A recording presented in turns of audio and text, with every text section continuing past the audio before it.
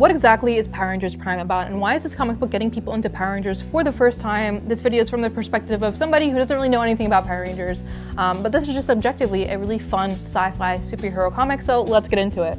This is a what-if, Elseworld, alternate universe type story that has its own continuity, which makes it great for somebody who wants to pick up a Power Ranger comic for the first time, because you don't need any prior knowledge to enjoy it. So the Eltarians are an alien species. They have blue skin and they look like this.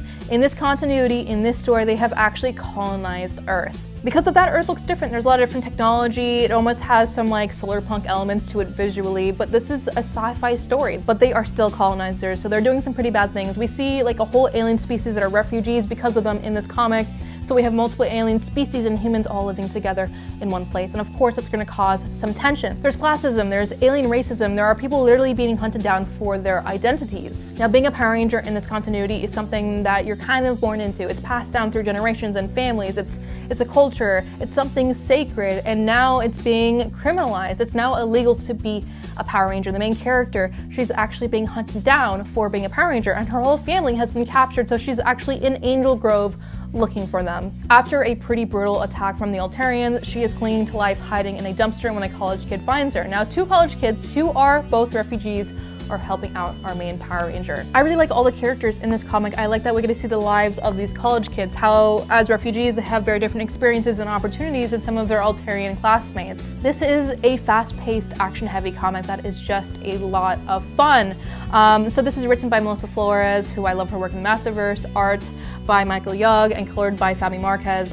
I'm really enjoying it. It's just a great superhero sci-fi story. Now, issue 3 just dropped this week. It's published by Boom Studios. This was a pretty exciting issue. Rita Repulsa finally gets to go face to face with the main characters of the story. They're gonna meet for the first time. The last page in this issue was insane. I didn't expect it. It's so exciting, and I am now incredibly stoked for issue 4. I don't want to give anything away, but if you know, you know. As somebody who is new to Power Rangers, I found this comic to be extremely accessible. Now, I know there's like a lot of Easter eggs and references in it, but the plot does not rely on it, so for that I'm really grateful. I think Melissa Flores has done a great job of crafting this new world and this new story. There's also a lot to take away from this as a current Power Ranger fan. This is doing so well that the first issue, as we speak, is on its 3rd printing, but I know there's just a lot that you could take away here as a current fan, a lot of stuff that I don't see and understand. So it's pretty interesting to hear all these different perspectives online. Find a local comic book shop near you and pick up issue 3 of Power Rangers Prime today. It is worth a read. Now, this video has been brought to you by Boom Studios, but I do genuinely like this series so much,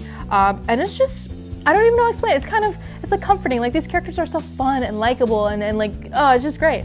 It's a good story. It's pretty exciting and action-packed. Now, comic books come out in an episodic single issue format like this, typically once a month. And picking up these single issues as they come out helps support the series, it helps support a local comic book shop. So if you want to see more, potentially, make sure to help keep the numbers up by buying these single issues. And this goes for any series. When a story arc is done, these single issues will be published into a trade paperback, also called a graphic novel, also called a volume. It has a spine. When it has a spine like that, you can also find them at bookstores. Anyway, that is that. Thank you so much for watching, and I'll see you later.